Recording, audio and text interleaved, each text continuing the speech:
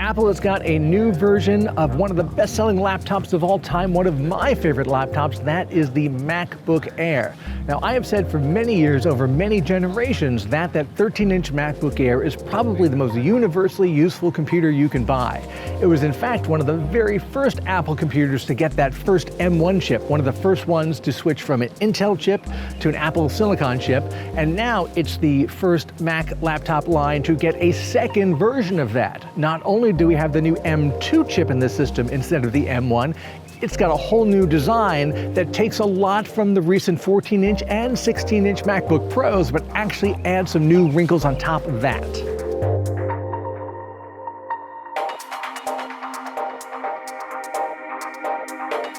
So the first thing that's really going to jump out at you, besides anything that's happening inside, is that this looks like that 14-inch, that 16-inch MacBook Pro. It's kind of squared off, a little boxy, it's got the camera notch in it, but unlike those guys, this now comes in a wider variety of colors. Yes, you can get the silver, and you get the gold, and you can get the gray, but now it's got midnight black, and obviously looking at all these side by side, that is the one that you're going to want. It takes me back to the very first Intel MacBooks, where you could get them in polycarbonate white and polycarbonate black, and black was definitely the cooler one to get.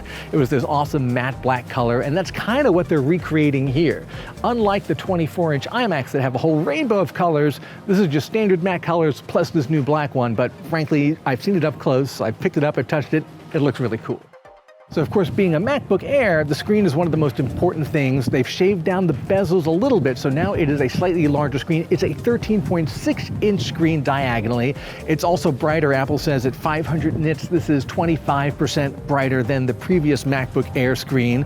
And of course, the biggest improvement, the one I've been waiting for a long time, it now has a full HD camera, a 1080 resolution camera. Now, MacBook Airs have traditionally had cameras that were frankly not very good. More recently, the 14-inch and 16-inch MacBook Pros and the 24-inch iMac, they all moved up to these higher resolution cameras. And because we've all been home for so long, doing Zoom meetings, calling into stuff, everything is video-based, those web cameras are so much more important than they used to be.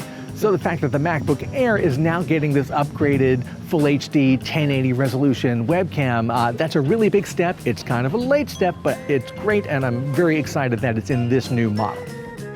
So on the outside, it's 2.7 pounds. I think it's a hair lighter than MacBook Airs traditionally were. It's a little bit under 12 millimeters thick. It has, again, more of a squared off boxy shape than the traditional MacBook Air, which had a little bit more of a taper to it, but Apple is moving away from that in general. Everything, I think, has transitioned to that kind of squared off boxy shape now. Around the sides, you're going to see some interesting new stuff. Not a ton, but a little bit. On the right side, you still got the one headphone jack, and guess what? This is an Apple product that still has a headphone jack, so thumbs up on that. And then on the other side, you've got your two USB-C Thunderbolt ports, but now you've also got that MagSafe port. They brought MagSafe back, I think last year for the 14 and 16-inch MacBook Pros. So the option of using that magnetic connector, that was always great and saved you from knocking the laptop off the table if you tripped over the cable. You can use that, but of course you can still charge it through USB-C, and since so many of the things I have are charged through USB-C, that's just what I use by default. I can use the same USB-C plug on anything, on the MacBook, on my Nintendo Switch, on my Steam Deck, on a lot of Windows laptops that use USB-C. It's just very universal, but it's still nice to have the MagSafe in there as well as an option. And it actually plugs into a charging brick that is more compact and has two USB-C ports built into it, and all that is part of a system that actually brings the MacBook Air into the rapid charging era, where it will build up a significant chunk of its battery charge in a very short window of time if you don't have a lot of time to leave it plugged in. So of course, inside, this guy has the new M2 chip, sequel to the M1. You have the M1, and then you have the M1 Pro and the M1 Max and the M1 Ultra. Those are very high-end chips. The M2 is just the next iteration of the baseline consumer, mainstream model. However, Apple says that this system with the M2 can be 20% faster than the M1 version of the MacBook Air in some tasks, and can even be up to 40% faster in other tasks. They used an example of a particular type of Final Cut workflow to show that the M2 can be a lot faster than the M1 version.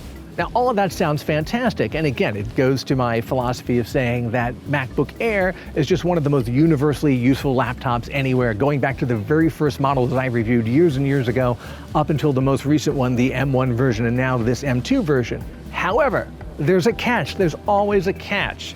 And in this case, Apple is actually bringing back one of my least favorite MacBook Air features for this new model. What is that? It's that the base price is not $999 anymore. Now it jumps up to $1,199, and that really changes your calculation of what's kind of a mainstream, really mid-price laptop that you can use for years and will just be universally useful across a wide variety of circumstances. For $999, it's really a no-brainer for a lot of people. For $1199, you have to think a lot more about it, and you're getting a lot more with it. But breaking it out of that traditional $999 price has always been a mistake. When Apple has done it before, within a year or two, they've gone back to the $999. Other than that, I like just about everything about this new MacBook Air, especially the new color options, and we should see it next month.